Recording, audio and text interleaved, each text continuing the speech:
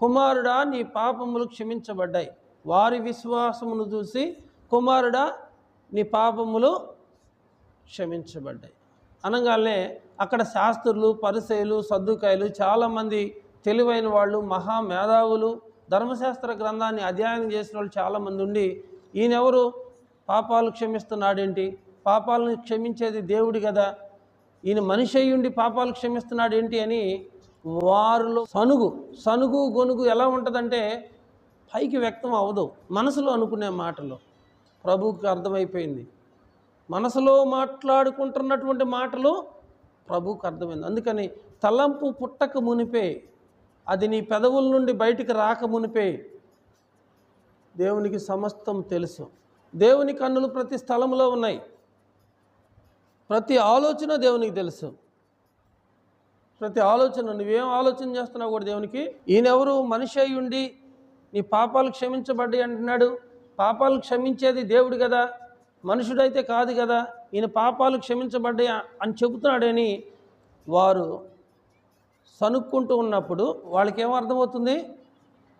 దేవదూషణ అంటే దేవుణ్ణి దూషిస్తున్నాడు. దేవుణ్ణి దూషించలా, కుమారుడా నీ పాపములు క్షమించబడ్డాయి అన్నాడు. ఇతడు ఇట్లెందుకు చెబుతున్నాడు? ఇతడు దేవదూషణ చేస్తున్నాడు. దేవుడే కదా మానవుని యొక్క పాపాలు క్షమించేది, నీ పాపాలు క్షమించబడ్డాయి అని చెబుతున్నాడేంటి అని వారిలో వారు సనుక్కుంటూ ఉన్నప్పుడు వారు తమలో తాము ఇలాగ ఆలోచించుకుంటున్నారని యేసు ఆత్మ ద్వారా తెలుసుకున్నాడు. ఇక్కడ కొంచెం ఆగండి. ఆత్మ ద్వారా తెలుసుకునే కృపావరం ఒక యేసయ్యకేనా? మనకు లేదంటారా? మనకు లేదా? 1-2 విషయాలు మనకు ఎవరన్నా మన దగ్గరకు వస్తున్నారనుకో, నీకు అర్థమైంది వాళ్ళు ఎందుకు నీ దగ్గరకు వస్తున్నారో కొన్ని విషయాలు క్యాచ్ చేస్తావు.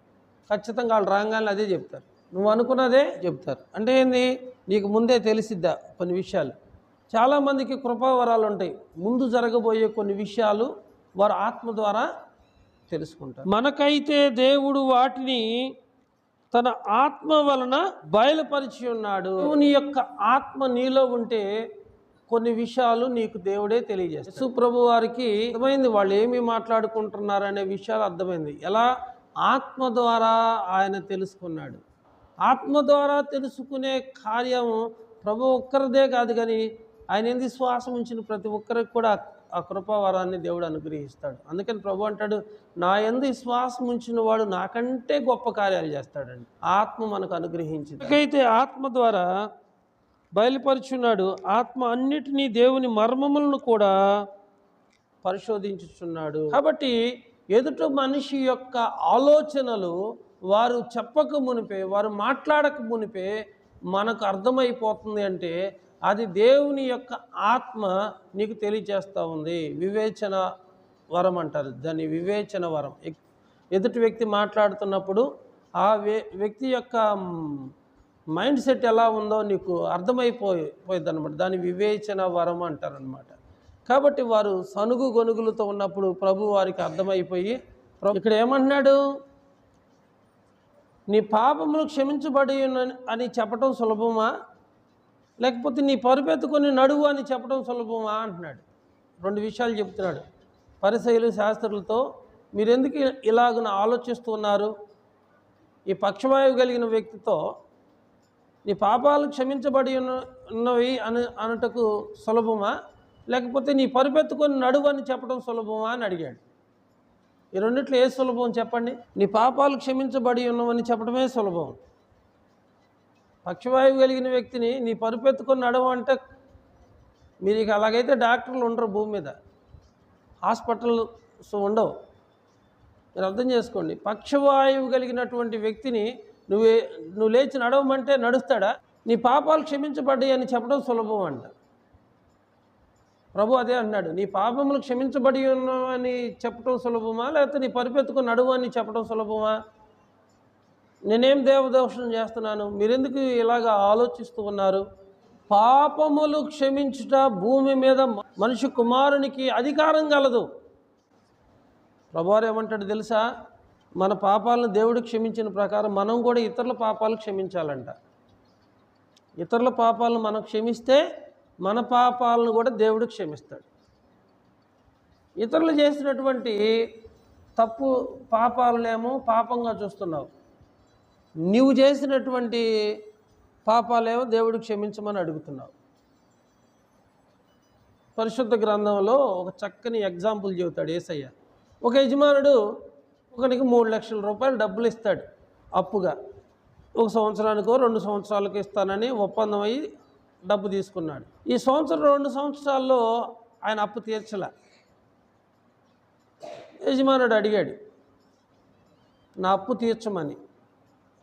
వాయిదాలు వేసుకుంటూ వస్తున్నాడు కానీ తీర్చలే. చివరికి యజమానుడు ఒక ఆలోచన చేసి, పిల్లలు గల్లవాడు, ఇతనికి ఇన్కమ్ సోర్సెస్ లేదు, ఏడ తెచ్చి కడతాడులే అని చెప్పి, ఏ బాబు నువ్వు వడ్డీ ఇవ్వద్దు అసలు ఇవ్వద్దులే పోరా నాయన అన్నాడు. వడ్డీ ఇవ్వద్దు అసలు ఇవ్వద్దు, నీ దాన్ని నువ్వు వెళ్ళు అని చెప్పాడు. సంతోషమే కదా. ఎంత క్షమించాడు? 3 లక్షల రూపాయలు క్షమించాడు. అసలు వద్దు, వడ్డీ వద్దు, నువ్వు వెళ్ళి నీ భార్య పిల్లలతో సంతోషంగా ఉండమన్నాడు ఆ యజమానుడు. ఎంత గొప్ప సహాయం! ఎంత గొప్ప సహాయమే కదా. సహాయం చేశాడు. ఇతను సంతోషంగా బయటకు వెళ్ళాడు. కొంత దూరం వెళ్ళిన తర్వాత ఇతనంట వేరే వాడికి ఒక 50 రూపాయలు ఇచ్చాడంట. అడిగాడు, నా డబ్బులు ఇవ్వలేదు ఏందని. అయ్యా కొంచెం ఓర్చుకో, కొంచెం సర్దుబాటు చేస్తాను, కొంచెం ఓర్చుకో అన్నాడు. ఏంటి ఓర్చుకునేది? ఎన్నాళ్ళైంది 50 రూపాయలు తీసుకొనని ఆ 50 రూపాయలు తీసుకున్న వ్యక్తిని పట్టుకొని పెట్టా కొడుతున్నాడంట, చెంపలకేసి కొడుతున్నాడంట. ఇదంతా కూడా ఒక వ్యక్తి చూస్తున్నాడు. అంతా చూసి యజమాని దగ్గరికి పోయాడు. నువ్వు అతనికి 3 లక్షలు క్షమించావయ్యా, ఆడు 50 రూపాయలు క్షమించలేకపోతున్నాడు. అవునా? 50 రూపాయలు క్షమించలేదా? క్షమించలేదు అంటే ముందాడిని తీసుకురా నా దగ్గర. ముందాడిని తీసుకురామంటే, చెడ్డదాసుడా, నీకు 3 లక్షల రూపాయలు నేను క్షమిస్తే ఎదుటోడికి నువ్వు 50 రూపాయలు క్షమించలేకపోయావా? ఆఖరి పైసా దాకా నువ్వు కట్టిన దాకా సరసాల్లో ఉండు అన్నాడు. ఆఖరి పైసా నువ్వు కట్టిన దాకా ఎక్కడుండాలి? సరసాల్లో ఉండమన్నాడు. ప్రస్తుతానికి మన జీవితాలు కూడా అలాగే ఉంటాయి. ఇతరుల తప్పులు మనము మాటికి గుర్తు చేసుకుంటున్నామేమో కానీ మనం మర్చిపోవాలి. మనస్ఫూర్తిగా హృదయపూర్వకంగా మనం క్షమించాలి. మనం ఖచ్చితంగా క్షమించాలి. అప్పుడు అలా క్షమిస్తే దేవుడు కూడా మన పాపాలని క్షమిస్తాడు. దేవుడు క్షమించడం కాదు, మనం కూడా ఇతరుల పాపాలను క్షమించే అధికారం మనకుంది. వాళ్ళు ఏమన్నారు? దేవుడు కదా పాపాలను తీసివేసేది, పాపాలను క్షమించేది, ఈయనేంటి పాపాలకు క్షమించబడ్డాయి అన్నానని ప్రభువుని విమర్శిస్తుంటే, పాపములు క్షమించుటకు భూమి మీద మనుష్య కుమారునికి అధికారం గలదు.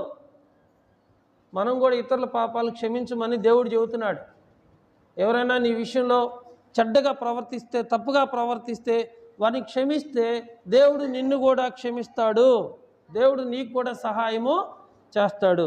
పక్షవాయువు కలిగిన వారిని చూచి నీవు లేచి నీ పరుపెత్తుకొని ఇంటికి పొమ్మని నీతో చెప్పుచున్నాను అన్నాడు.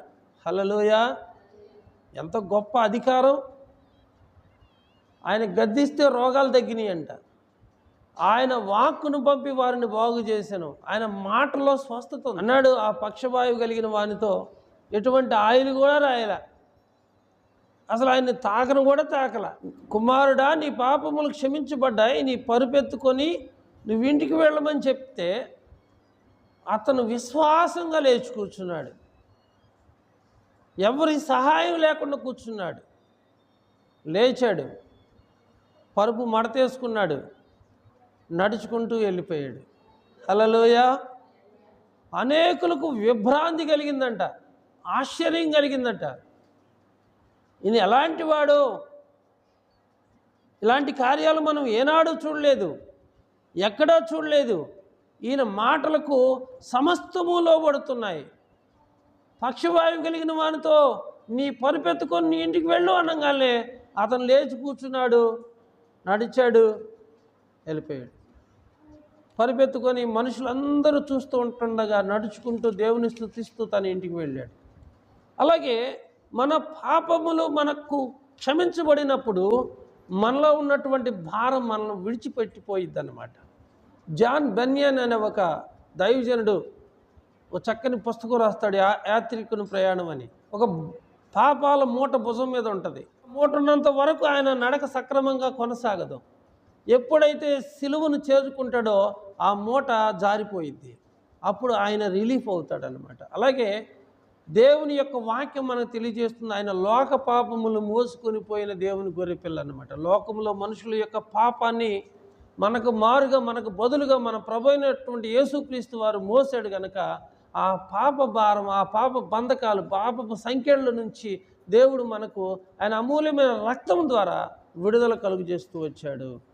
ఆయన మరణం ద్వారా, ఆయన రక్తము ద్వారా మనకు పాపక్షమాపణ కలుగుతుంది. కుమారుడా, నీ పాపములు క్షమించబడ్డాయి, నీ పరిపెత్తుకొని నడువు, ఇంటికి వెళ్ళమని చెప్పినప్పుడు మరి శక్తి, దేవుని యొక్క ఆత్మ ఆయన దర్శించింది, నూతనమైన శక్తి ఆ రోగికి వచ్చింది. అతను సంతోషిస్తూ ఇంటికి వెళ్ళిపోయాడు. యేసయ్య దగ్గర ఎందుకు వచ్చాడు? అతను స్వస్థత పడాలి అని వచ్చాడు. యేసయ్య ఏం చేశాడు? తన పాపాలన్నింటినీ తీసివేసి స్వస్థతనిచ్చాడు. అంటే ఒకదాని కోసం నువ్వు దేవుని దగ్గరికి వస్తే రెండంతల ఆశీర్వాదం నీకు ఉంటుంది. అతను వచ్చింది స్వస్థత పడాలని, కానీ దేవుడైతే అతనికి రక్షణ కూడా ఇచ్చాడు. రక్షణ ఇచ్చి, స్వస్థత ఇచ్చి, సమాధానంతో ఇంటికి వెళ్ళాడు. ఆయనలో ఉన్నటువంటి రోగం పోయిన తర్వాత ఆయనకేమొచ్చింది? సమాధానం వచ్చింది. పాపం పోయినాక సమాధానం వచ్చింది. సమాధానం, స్వస్థత వచ్చింది. సంతోషమే సమాధానమే, సంతోషమే సమాధానమే, సంతోషమే సమాధానమే, చెప్పనా శక్యమైన సంతోషం, చెప్పనా శక్యమైన సంతోషం. ఈ సంతోషము నీకు కావలెనా? ఈ సంతోషము నీకు కావలెనా? ఈ సంతోషము నీకు కావలెనా? నేడే యేసు నొద్దకు రమ్ము, నేడే యేసు నొద్దకు రమ్ము. సంతోషమే సమాధానమే, సంతోషమే సమాధానమే, సంతోషమే సమాధానమే. చూడండి, యేసయ్య దగ్గరికి వస్తే పాపం పోతే సమాధానం వచ్చింది, రోగం పోయింది, స్వస్థత వచ్చింది. బాగాక ప్రార్థనకు రాలేదన్నయ్య అంటారు చాలామంది. ఇళ్లల్లో కూర్చొని బాగాక రాలేదంట. బాగాకపోతేనే రావాలి. వరదైనా, బురదైనా, వర్షమైనా దేవుని సన్నిధికి రావాలి. ఇంట్లో కూర్చునే ఓపిక ఇచ్చాడుగా, ఆ ఓపిక దేవుని సన్నిధిలో కూర్చుంటే, నేను అంటాను, జ్వరం వచ్చినా కానీ అవసరమైతే చర్చిలోకి వచ్చి పండుకోండి, దేవుని సన్నిధికి మాత్రం రండి. దేవుడు 6 దినములు కష్టపడి పనంతయు సంపూర్తి చేసి 7వ దినమును పరిశుద్ధపరిచాడంట, దాన్ని ఆశీర్వదించాడంట. 7వ దినమును పరిశుద్ధపరిచి ఆశీర్వదించాడు. ఆశీర్వదించిన రోజు లోకంలో ఉంటే ఆ దీవెన నీకు ఎలా వచ్చింది? దేవుని సన్నిధిలో ఉంటే ఆశీర్వాదం వచ్చింది. కాబట్టి యేసయ్య దగ్గరికి వచ్చి అతను చచ్చినోడు బ్రతికాడు అనుకోండి, ఇంకా చచ్చిపోయినాడు బ్రతికాడు. యేసయ్య బ్రతికిస్తాడే కానీ యేసయ్య నిన్ను కష్టాలు పోలో, నష్టాలు పోలో, ఇబ్బందులు పోలో చేయనే చేయడు. కాబట్టి నమ్ముట నీ వల్ల అయితే వానికి సమస్తం సాధ్యమే. యేసు వారి విశ్వాసమును చూశాడు. వారి విశ్వాసమును చూసి అలాగే నీ విశ్వాసాన్ని కూడా దేవుడు కనుగొన్నప్పుడు మరి నువ్వు కూడా బలమైన విశ్వాసిగా ఉండాలి. అట్టి కృప పరిశుద్ధాత్ముడు మీకు దయచేయాలని ఈ మాటలు ముగిస్తున్నాను.